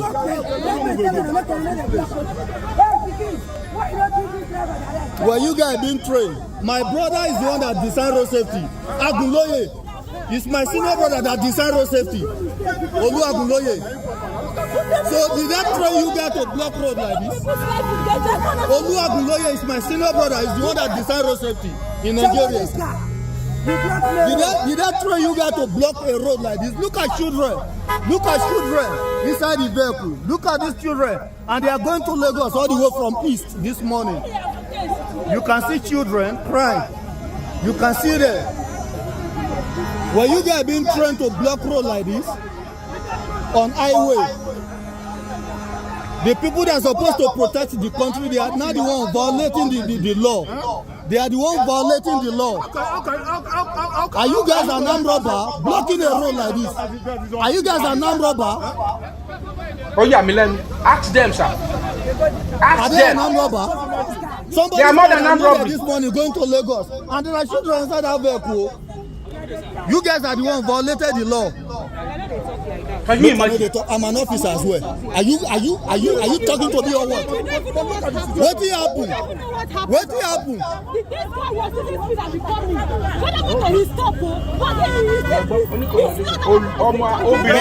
But you guys. Àwọn obìnrin ló wá ń dà lúrú tán bàlújẹ́ bá ìyá wa Olúbùnmi Abíọ́nà. Ẹ̀yin àwọn obìnrin àwọn jó kò sí tútọ̀ ń pa Nàìjíríà báyìí. But you guys lie. You guys lie that he hit somebody. You guys lie. They lie. Mama, were you not inside the vehicle? The vehicle that is on speed. Don't mind them. Don't mind them. Okay, your own is to damage people's vehicle, abi? Bàbá mi Ayọ̀míkún Dáníjú. Ṣé ẹ lè pè wọlé lórí nọ́mbà yìí? Ẹ fi nǹkan kan ránṣẹ́ ní ìsìn yìí tí mo àti ìkófánlẹ̀ Ifá ti ń ṣe. Ẹ wo nǹkan tí bàbá wa yìí sọ o. Ó ní lọ́wọ́lọ́wọ́ tí mò ń ṣètò yìí. Ó ní nílùú Àbújá. Bóyá ká ẹ pè wọlé ká gbọ́ bó ṣe ṣe. Níbo lẹ ti kà á? Ẹ bá wa mú un jáde. Ẹ sẹ́ndì news náà sí nọ́mbà yẹn. Ẹ sẹ́ndì ẹ̀ sí nọ́mbà tí ń bẹ lójú òpó yìí. Ìyìn tí wọ́n sọ òun ni mo gbé sójú yẹn. Wọ́n ní explosion in Abuja. Report said a trash can was overheated. Nigeria is dead. Bomb everywhere. Bomb everywhere. Bọ́lá Ahmed Tinubu. Àwa Yorùbá nation la fẹ́ràn ẹ. Bẹ́ẹ̀ nìkan bá pẹ́ a ò fẹ́ràn ẹ. Olóbùkún èèyàn ló sọ bẹ́ẹ̀. Àwa ló fẹ́ kó ṣubú. Agbára tí ń bẹ lọ́kàn rẹ àti ẹ̀mí ìgbéraga má jẹ́ ó tilẹ̀kùn mọ́ tí mò ń bá ọ sọ yìí o ẹ̀gbọ́n. Má jẹ́ ó tilẹ̀kùn tí tí n bá fẹnu mi gé obì fún yín ẹ̀gbọ́n ẹ má jẹ́ gbọ́n bá fẹnu mi rẹ́dẹ̀rẹ́dẹ̀ sọ̀rọ̀ fún yín ẹ̀gbọ́n ẹ gbà kẹgbàárò mo bẹ̀ yín ni o ẹ̀bẹ̀ mo bẹ̀ yín ẹ̀gbọ́n constitution òní demon àkọ́kọ́ tí ń yọ̀rù ń lẹ́nu èkejì corruption kí ló sì gbé corruption wá constitution yẹn ni ọgbọ́n wo lẹ́wàá dá sí ẹ̀gbọ́n ẹ nílò owó nàìjíríà ẹ sọ fún wa ẹ lówó jọ̀ṣun tètè lọ mélòó la rí jẹ lájá tó ya wèrè kú gan pàápàá ẹ̀gbọ́n mélòó lọmọdé fẹ́ lánú ìgòyọ̀ ọlọ́run ti dá yín lọ́lá ń tẹ̀ ń wá láyé ọlọ́run ti ṣe fún yín ipò tó ga jùlọ òun lẹwà yìí gbogbo president àgbẹ̀ bá fẹ́ dé láyé báyìí ẹ lè sọ pé ẹ lò ẹ wá gbé mi mo fẹ́ sáré fò délùú ìlú ọ̀run òfurufú ẹ débẹ̀ ṣùgbọ́n ńgbà bá ṣe gbogbo eléyìí tán òun kọ̀ọ̀kan lẹ́gẹ̀sì ní kẹ́ẹ̀dùn bàbá Awólọ́wọ̀ ṣe gbogbo ẹ̀ ó ṣe ìgbà tí wọ́n ṣe é wọ́n padà dàrú náà ni bàbá Awólọ́wọ̀ ṣe bàbá ńlá àṣìṣe ńlá tá à ń pè ní mistake ó ní àwọn èèyàn wa ni àwọn brọ́dà wa ni ẹ jẹ́ kájọ máa ṣe lọ ṣùgbọ́n ojú kòkòrò ló pa bàbá Awólọ́wọ̀ kọ́lọ́hún dẹlẹ̀ fẹ́ ni re ẹ pé ojú kòkòrò kíni ó fẹ́ lùlù ńlá òun ló jẹ́ kó lọ sọ pé ẹ jẹ́ ká pa àwọn eléyìí mọ́ra fídíò ẹ̀ ń bẹ́ ń tà àwọn òyìnbó yẹn ti ń wò wípé western region yìí kó ní kálukú ṣe kí ni kára máa dọ́mù ìyá wa gbé Awólọ́wọ̀ sì sọ ń gbà náà ẹ jẹ́ ká fi sínú constitution yìí wípé ẹ ń bá fẹ́ lọ o ó lè lọ ṣùgbọ́n Nnamdi Azikiwe sọ pé no kò ní rí bẹ́ẹ̀ Nnamdi Azikiwe ó ti lọ́gbọ́n ọgbọ́n jìbìtì táwọn aráabí máa ń ní bẹ́ẹ̀ bá bá wọn de ṣọ́ọ̀bù papọ̀ wọn ó padà kó ṣọ́ọ̀bù tiẹ̀ lọ gbẹ̀yìn ni. ẹ ṣeun bàbá mi Ayọ̀míkún ẹ bá ń sẹ́ǹdì ẹ̀ wọ́n ní wọ́n sẹ́ǹdì proof news búkú wọ́n sẹ́ǹdì ẹ̀ sí mi èyí tó jẹ́ wípé bọ́ǹbù lọ́tún bọ́ǹbù lósì ń dún gbàù ń dún kẹrìrìrìrìrì nílùú Nàìjíríà bílíǹkì sì ń bẹ ó wá àwọn bílíǹkì ń bẹ wọ́n sì lọ sílùú Benue pé ẹ̀yin lẹ kóbọ̀ fún wa á sì lọ pa àwọn èèyàn pakúpa ni ṣé kò yẹ kí wọ́n respect bílíǹkì kí ni ń jẹ́ bẹ́ẹ̀ wo bílíǹkì ojúkò tó bílíǹkì báyìí wọ́n náà ti bílíǹkì padà àti ìmẹ̀yẹ ń kú báyìí wọ́n kàn sí ń parọ́ pé ta ti kinní kan ló kù ni bẹ́ẹ̀ bá lè jẹ́wọ́ ọgbọ̀n àti mélòó kan àwọn èèyàn ti kú bí rẹ́rẹ́ ilẹ̀ Yorùbá o ẹ máa sọ wípé àwọn alálẹ̀ ń ṣe kinní kan àwọn alálẹ̀ ń ṣe kinní kan àwọn alálẹ̀ ń ṣe kinní kan àwọn alálẹ̀ ń ṣe kinní kan lọ gbogbo ọmọ yìí dolóṣó àwọn alálẹ̀ ń bẹ lẹ́yìn Yorùbá ní gbogbo àwọn àgbààgbà yín tí wọ́n ń tọrọ bárà kiri àwọn alálẹ̀ ń ṣe kinní kan ń ṣe kinní kan òun lẹ́nìkan ò lè tì kó lóṣùn kó dijú méjèèjì kárí mọ́ láwọn ìgbà táwa ń dàgbà à ń pe kinní kan ní àgánrándì òun la fi tilẹ̀kùn lé bàbá mi Wàsírí Jìnàdù ṣé wọ́n fà àgánrándì tilẹ̀kùn lé tí a sì ṣílẹ̀kùn kalẹ̀ kò sí nǹkan kan tí ò ṣẹlẹ̀ tójú èyí mọ́ a máa ń sùn síwájú ta nígbà ooru yìí wọ́n bí bàbá bàbá kú bàbá mi dáa kéwọn á sùn síta ẹ̀yin kan pera rẹ̀ ní politician ó wà lọ fi owó òlu ó máa fi tọ́mọ tiẹ̀ ń lu òyìnbó àìmọye àwọn ọmọ yín tó ti dìdàkudà káàkiri ọmọ Bọ́lá Ahmed Tinubu kan la rí lẹ́nu ọjọ́ mẹ́ta yìí. ọ̀rọ̀ burúkú tí mò ń sọ lónìí ẹ gbà á yẹ̀wò ẹ má pé ta ní ń sọ̀rọ̀ ẹ má pé lẹ́nu nínú wo ni olóbùkún wo ni gbogbo kọta ẹ bá pè mí lónìí mo gbà á ṣùgbọ́n kí ló dé tí mo gbà á nítorí àwọn ìran tí ń bọ̀ ni. mo rántí wọn lè gbàgbé ńgbà tèmi ń bẹ ní primary school mo jọlá nǹkan tí bàbá Awólọ́wọ̀ ṣe kalẹ̀ mo sì jẹ bí ò tiẹ̀ jọdún kan mo láńbẹ̀ mo pọ́n láńbẹ̀ ńgbà náà lọ́hùn. ṣùgbọ́n ní gbogbo yín dé tẹ́ ẹ dojú ẹ̀ bolẹ̀ tẹ́ ẹ bà gbogbo ẹ̀ jẹ́ gbogbo ẹni tó lọ́wọ́ nínú ikú káràkátà onítọ̀hún ò ní pọ́dún mẹ́ta èèwọ̀ ta ni ń pè mí.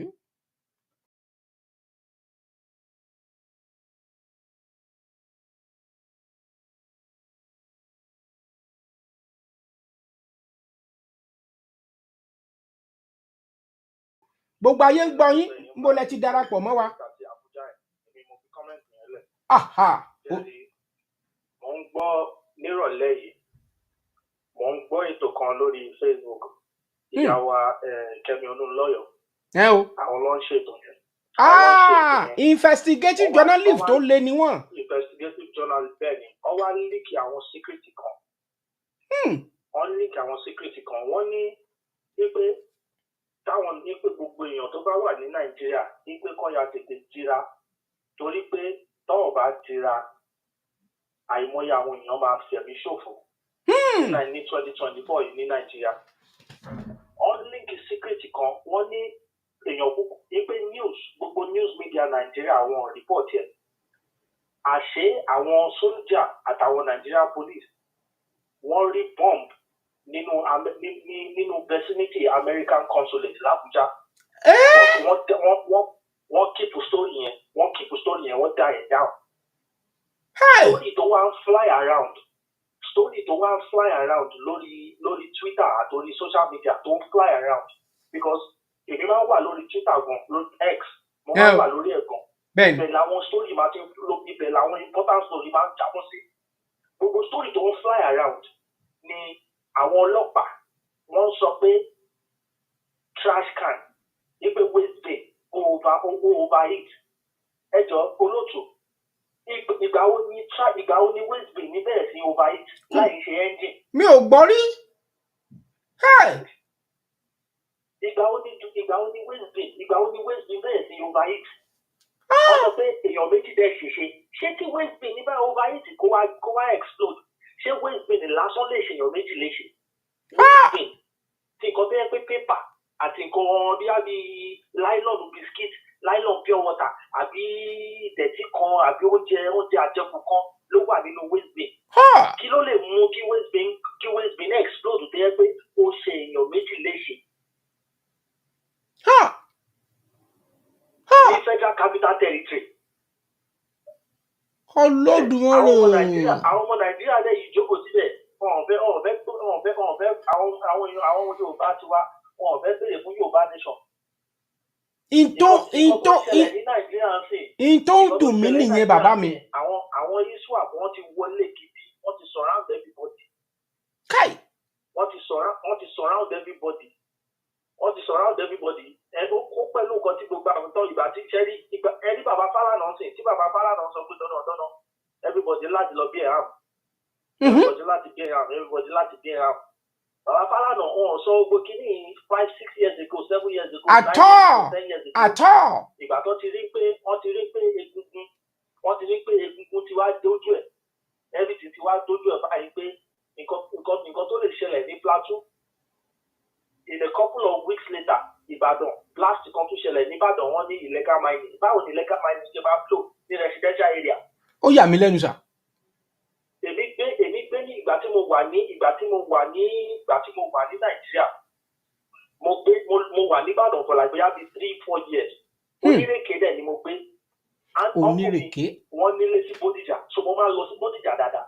Mo mọ Bódìjà gbogbo Òkè Màpó wọ́n Bódìjà wọ́n UI wọ́n Ìbàdàn poli gbogbo bẹ̀rẹ̀ ni máa ń lọ gbogbo bẹ̀rẹ̀ ni máa ń dé so mo mọ gba àwọn eré àyẹ̀ dáadáa kò sí bí illegal mining kan ṣe lè wà níbẹ̀ yẹn tẹ́lẹ̀ kò sí ní ọlọ́pàá pé ọlọ́pàá o illegal mining kan wà níbà yóò ẹ wá ṣe investigation ibi táwọn gọ́vnà ibi tẹ́ pé gọ́vnà deputy gọ́vnà àwọn chairman ní Ìbàdàn tó ń ṣiṣẹ́ ní Ìbàdàn Bódìjà yẹn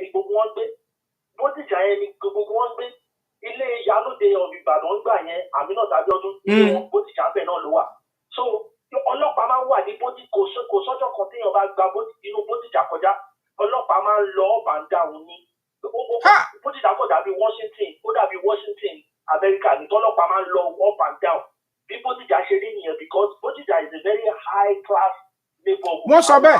Àwọn politician Ìbàdàn ló ń gbé ní Bódìjà. Wọ́n sọ bẹ́ẹ̀. Nǹkan wá explode wọ́n máa sọ pé illegal mining. Àwọn bàbá mi olóòtú. Ẹ ṣe mo dúpẹ́. Ẹ ṣe ojú òní tì yín. Nǹkan tó ń ṣẹlẹ̀ nísìnyí ẹ̀ ń sọ wọn fẹ́ gbà yín. Bẹ́ẹ̀ ni àwọn èèyàn wa wọn àbá sọ̀rọ̀ wọn wà ní ẹlọ́jọ́ kò sí kankan àárín kankan káì ó mọ̀ ṣe o. Bẹ́ẹ̀ni. Mo dúpẹ́ sà. Ọmọ àtọ̀ pé kò sí kankan. Ẹ ṣeun mo dúpẹ́.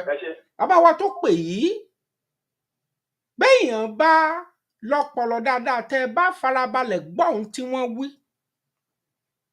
Wọ́n porúkọ àǹtí mi kan ọmọ bàbá wa Olúńlọ́yọ̀ ṣe ẹ gbàgbé Kẹ́mi. Ṣé rántí?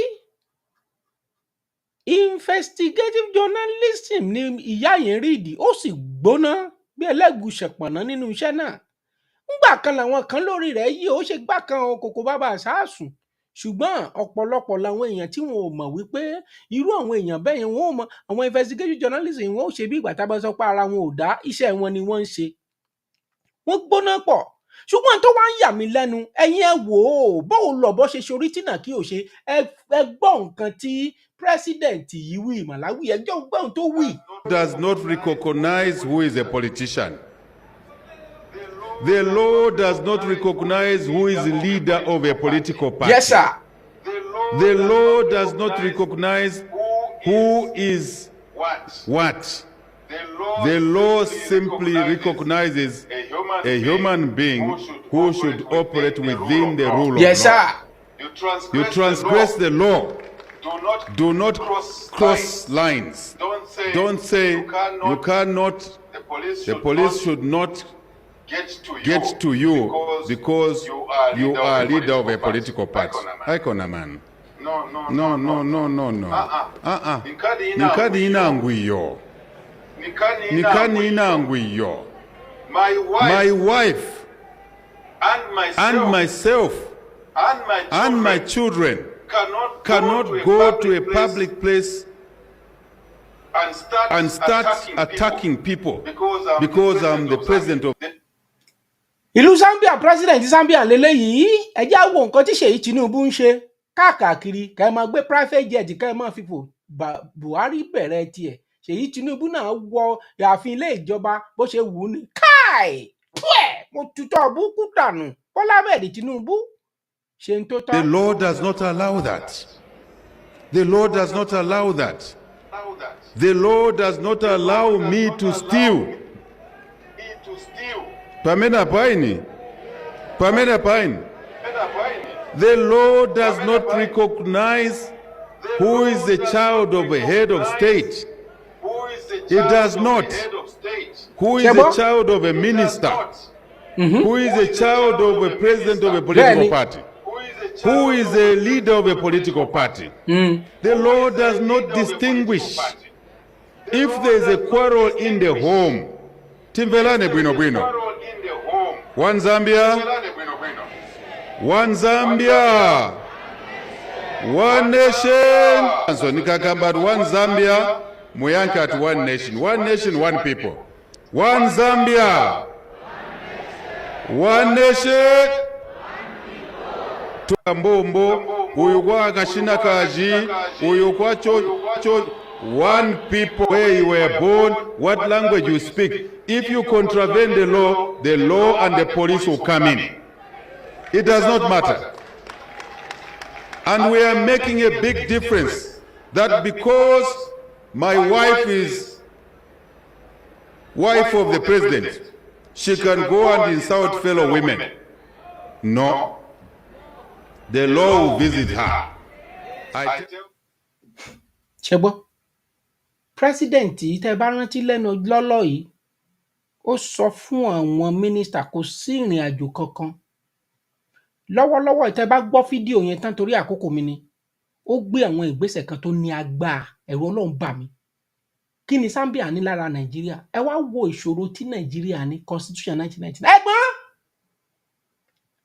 àyà níní jàjọ oògùn àyà yìí ló sì ní tó subsidy is gone subsidy gone báyìí tẹrú tọmọ orí ń ta wá o àwa tá ń bẹ ìlú òyìnbó àti dẹrú bá a bá fọwọn èèyàn $100 tẹ́lẹ̀ $100 kò gbé mọ́ owó tiwa ń bí náà gan pàápàá gbogbo nǹkan ló ti increase onímọ̀ sọ wípé àwọn kan ní Biden will come mo ń sọ fún yín pé Biden ò lè wọlé lé ìbò tó ń bọ̀ ní November àwọn pẹ̀lú ẹ̀ tó máa fò tí Biden jáde ẹ̀yin tẹ́ wà self center tẹ́ sọ pé Biden ní ní kankan kò lè wọlé Trump ni ó wọlé ẹ lọ kọ́lẹ̀ mo sọ̀rọ̀ bí wòlíì ń bẹ̀ yẹn kò lè wọlé ẹ lè bá mi jà ẹ ò sí ní tí ó ṣe báwọn aráabí bá ti dé wàhálà táfíríkà máa ń kojú ti pọ̀ jù ẹyẹ lẹ lọ tẹ́ ẹ lọ báyé Gaddafi jẹ ìjà tẹ̀jà ń Gaddafi ní Libya òun lọ fi kógun wọ gbogbo ilẹ̀ Áfíríkà tí gbogbo ẹ̀ fi dogun tó fi dọ̀tẹ̀ báyìí kò lè wọlé mo rí bẹ́ẹ̀ ni kò lè wọlé kò sí tí Biden lè ṣe fẹ́ anybody ogun káàkiri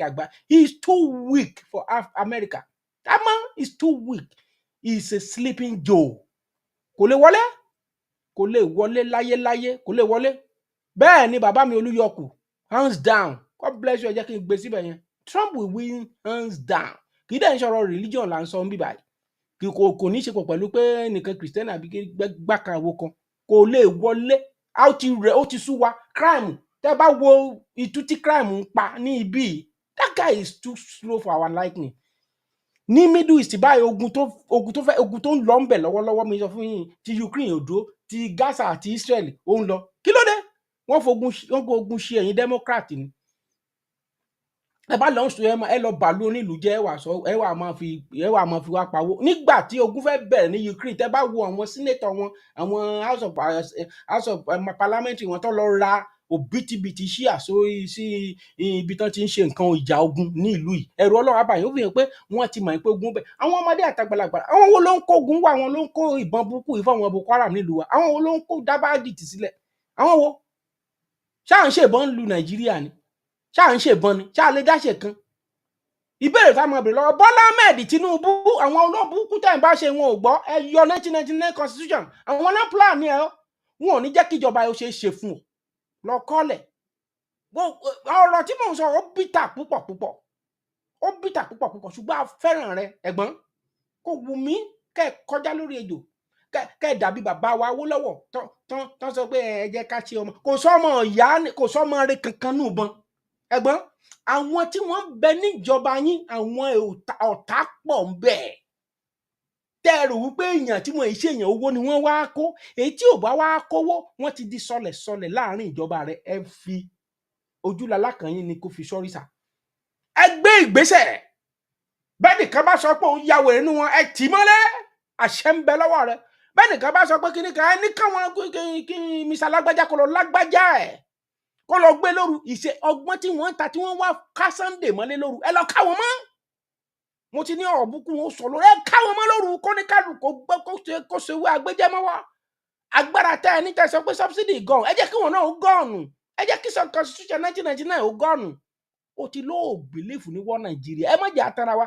ẹ̀yin Yorùbá tẹ gbẹ́nu dákẹ́ ẹ jẹ́ kí gbogbo wa kó ná mọ́rọ̀ yìí àwọn nọ́dà ni àwọn Arẹwà ti láwọn ò ṣe mọ́ ẹ jẹ́ àtètè kó ná mọ́ kó jiná ẹ jẹ́ àkóná mọ́ ìbẹ̀rù ojo wèrè tẹ́ ń ṣe no gree for anybody no gree ẹ má gbà ẹ̀yin ẹ gbọ́ nǹkan tọkùnrin yìí sọ mo gbà tọkùnrin lọ́pọ̀lọpọ̀ mo gbà tó wí lọ́pọ̀lọpọ̀.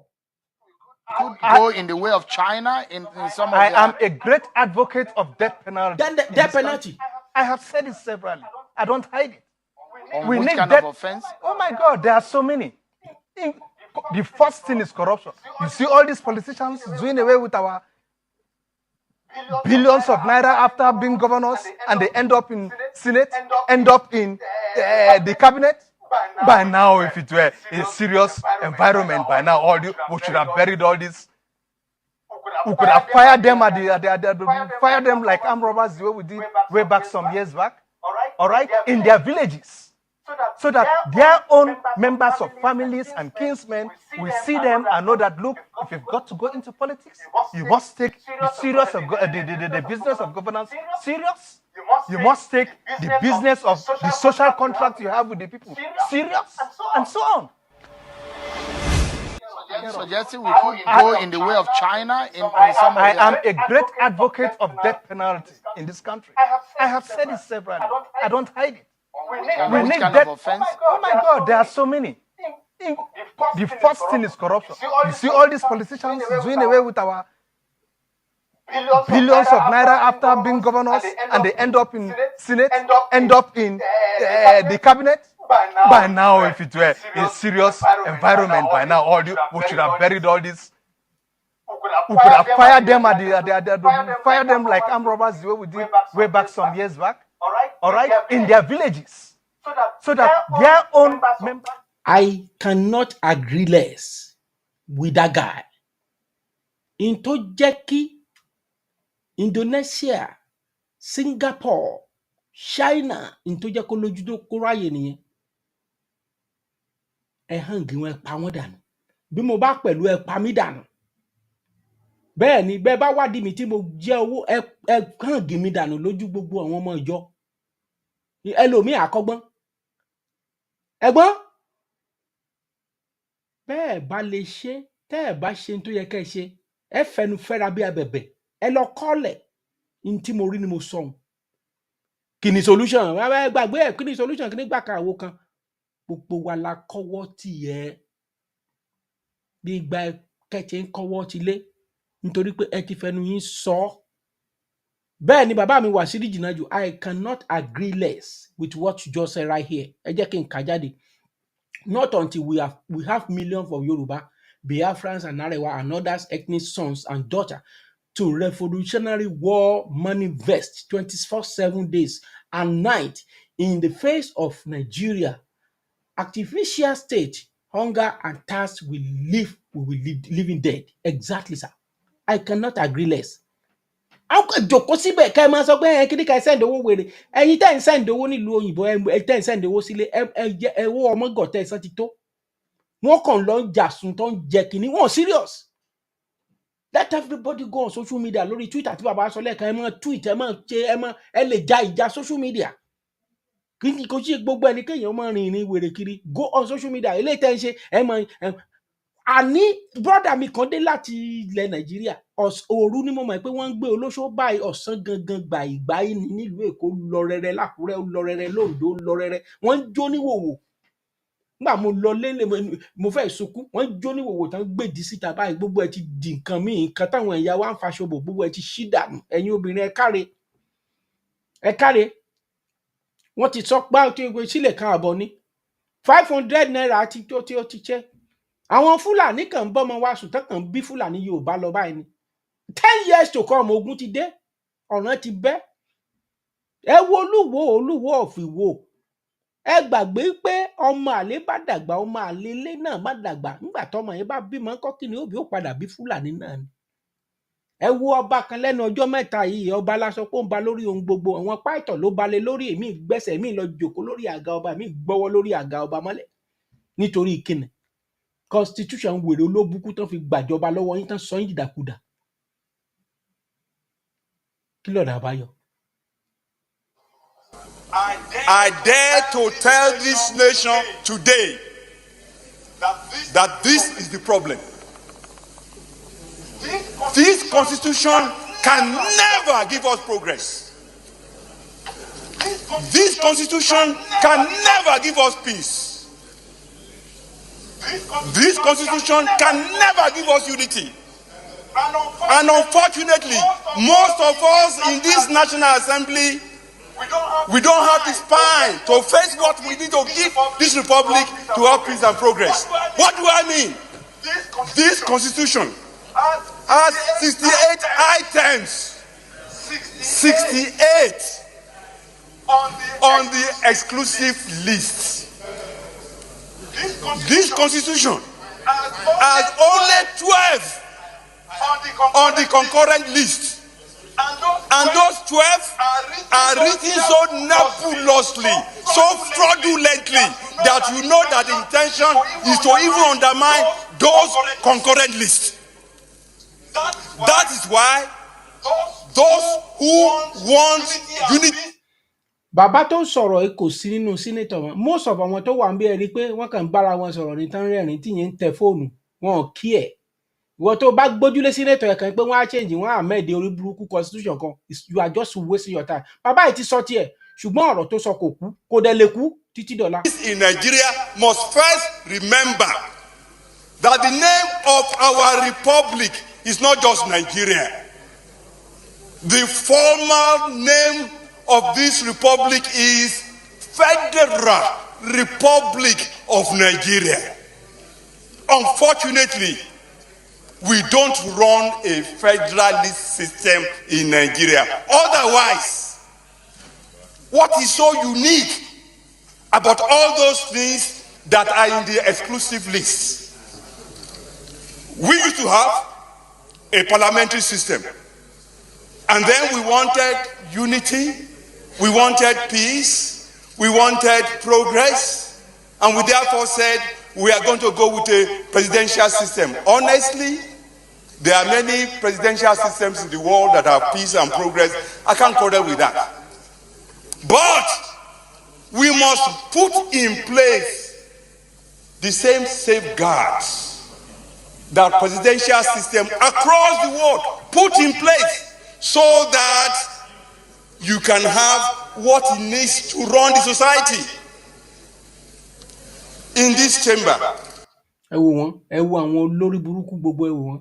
Gbogbo wọn ti dàgbà, wọn ti dìdàkudà báyìí. Ẹ wo Shehu Sani ló wà lẹ́yìn yẹn. Agbákòbá sọ̀rọ̀ kan lẹ́nu ọjọ́ mẹ́ta, mo fi fídíò yẹn hàn wá. Ó ní kán all of constitution yìí tí gbogbo wa tá a bá dákẹ́ rọ́rọ́ tẹ́ ò máa test kẹ́ máa twist kẹ́ máa ṣe gbogbo nǹkan. Ẹni tó wà nílé ẹ̀ kó gbé fóònù kó fi record voice. Ẹ bá wa gbé constitution yìí wálẹ̀. Ẹ máa porúkọ Bọ́lá Ahmed Tinubu. Ó gbọ́ràn. Ẹ má rò pé kò gbọ́ràn o. Ó máa ń gbọ́ràn o. Gbogbo tí mò ń sọ ni wọ́n ń gbọ́ o. We try to federalize the police system in this chamber. We failed.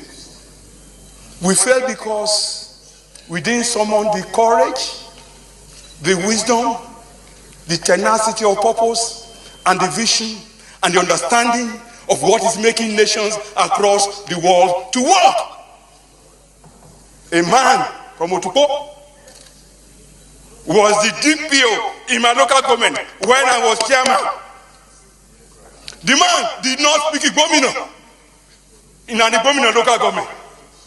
The man did not speak Yoruba in a Yoruba local government. Every crime is local. And the solution to every crime is local. The earlier that senators in Nigeria summoned the courage to say, we should not continue to deceive ourselves. If you continue to deceive yourself as Yoruba sons and daughters, I'm a bambe. Bẹ́ẹ̀ni, ẹni tó sọ wípé òun lọ, òun máa padà dé. Ìwé tó bá lọ tó bá dé, ibi tó filẹ̀ sí náà ló máa padà tú wá bá. Àwọn kan sọ pé Ọlọ́run kú ṣé mi ò sí ìlú Nàìjíríà mọ́. Wo bí, mọ́mì, máa bá ńlá mistake lèmi àti ẹ̀yin ṣe. Recently, kíní kan ṣẹlẹ̀ l'Amẹ́ríkà ẹ̀, ọkùnrin yẹn doctor ni. Ó ti wọ 61. Wọ́n gba citizenship lọ́wọ́ ẹ̀. In tó ṣẹlẹ̀ ní Ukraine recently, àwọn tó ti ń gbé bẹ̀rù decade. Ẹ béè lọ́wọ́ Sunday, Pastor Sunday Adélájà. Mo máa ń follow ẹ̀ dáadáa. Gbogbo nǹkan tó kójọ ní Ukraine, ẹni ń jẹ́ orí kankan mú jáde ńbẹ̀ báyìí. Tó kójọ ní sí Ukraine báyìí. Ṣé ó mọ̀ pé ogun máa bẹ́? Kí ló ní sí Nàìjíríà? Kí ló ní sí ilẹ̀ Ogun State ibi tó ti wá? Kò ní dime síbẹ̀. Níbo ló ń bá a sá lọ sí? Ọ̀pálábá níwájú. Gbogbo àwọn ọmọ tó kó wá sílùú òyìnbó ṣé o rò wípé wọ́n ready láti bá ẹ padà sílé? Tó pé culture ibi báyìí ó wà tempted. Gbogbo ẹnu ni mo fi ń sọ fún ẹ. Òótọ́ ọ̀rọ̀ ọmọ ìyá àsọkúsọ ni mọ́mì. Gbé fóònù ẹ lénìí. Kíwọ náà kó ṣe recording 2 minutes. Kíwọ náà kó pè wọlé sórí ètò. Kíwọ náà kó dá sí. Kíwọ náà kó ṣe voice note. Kíwọ náà kó ṣe nǹkan tó yẹ kó ṣe gẹ́gẹ́ bí ọmọ tó ń ṣe bí ọba tí kì í ṣe ẹrú. Ẹ má sọ pé kò kàn mí. Ẹnikẹ́ni tó bá lo ẹ̀mí kò kàn mí lórí ọ̀rọ̀ tó wà ńlẹ̀ yìí. Ọ̀pálábá níwájú kò mọ̀ lẹ́yìn ọ̀hún. Ṣé bójú ti rí rèé tá à ń jobì lọ́ba ẹ̀dẹ? Èmi wí tèmi ná. Èmi agbénlọlé bẹ́ẹ̀ ni àyòkó ó ti ń lọ. Ṣùgbọ́n èmi ń lọ lónìí. Màá tún padà wá. Ṣùgbọ́n ẹnikẹ́ni tó bá sọ pé kí èmi àròpọ̀ ire tí gbogbo ayé mọ̀ sí ẹ̀rí gbèmí kó má padà wá. Òòjọ́ tí ẹyin tútù bá forí sàpàtà. Òòjọ́ náà òun ni ẹ wá ara rẹ̀. Òòjọ́ náà ló ń bàjẹ́. Èmi á máa sọ pé ó dàbọ̀.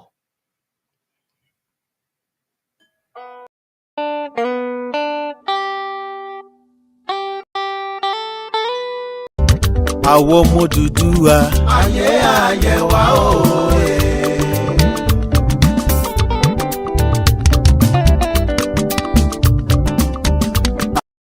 Àwọn ọmọ Yorùbá. Ayé ayé wa òye. Àmọ́ ṣá, ẹ jẹ́ ká fura, ká fìmọ̀ ṣọ̀kan, ayé bára wa jà. Pàṣà ò fura, pàṣà fi já síná. Ajá ò fura, ajá fi jì. Odùduwà gbè wá o.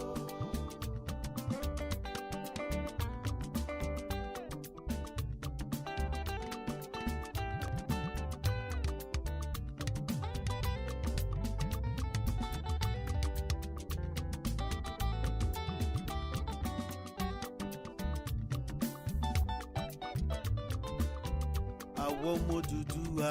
ayé ayé wa òye. àwọn ọmọ Yorùbá. ayé ayé wa òye. àmọ́ ṣá ẹ jẹ́ ká fura ká fìmọ̀ ṣọ̀kan ayé bára wa jà. Pàṣà ò fura pàṣà fìjà síná. Ajá ò fura lájà fìjì. Odùduwà gbè wá o. Tán bá ń sọ̀rọ̀ nípa ọ̀làjú. àwọn ọmọ Yorùbá ni. Tán bá ń sọ̀rọ̀ nípa ọ̀mọ̀wé. àwọn ọmọ Yorùbá ni. Wàláì tán bá ń sọ̀rọ̀ nípa ọ̀jọ̀gbọ́n. àwọn ọmọ Yorùbá ni. Tán bá ń sọ̀rọ̀ níbi kágbáfẹ́. àwọn ọmọ Yorùbá ni. Tán bá ń sọ̀rọ̀ níbi kájayé. àwọn ọmọ Yorùbá ni. Tán bá ń sọ̀rọ̀ nípa kátẹpá mọ́ṣẹ́. àwọn ọmọ Yorùbá ni. àwa la làwọn lójú àwa la jẹ́ kan já sí oyoyoyoyo. Odùduwà gbè wá o.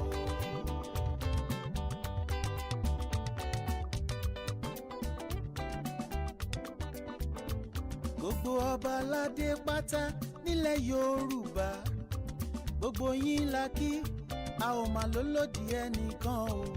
àkórí adé o àkórí adé o pẹ̀lú ìjòyè o. gbogbo ọba aládé pátá nílẹ̀ Yorùbá gbogbo yín la kí a ò mà lólòdì ẹnìkan o. àkórí adé o àkórí adé o pẹ̀lú ìjòyè o. gbogbo lọ́ba lọ́ba nílẹ̀ Yorùbá gbogbo ẹ̀yin àgbààgbà ọmọ Odùduwà ẹ bá wa dá sí ẹ má jẹ́ ó bàjẹ́ ẹ bá wa ṣe kó gún régé. àkórí adé o àkórí adé o pẹ̀lú ìjòyè o. Délé Blanco ti gbórin dòde o. Délé Blanco Délé Blanco Délé Blanco ti gbórin dòde o. ẹgbẹ́ òkìkí olókìkí olóríire. ẹgbẹ́ òkìkí olókìkí olóríire. Délé Blanco Délé Blanco Délé Blanco ti gbórin dòde o.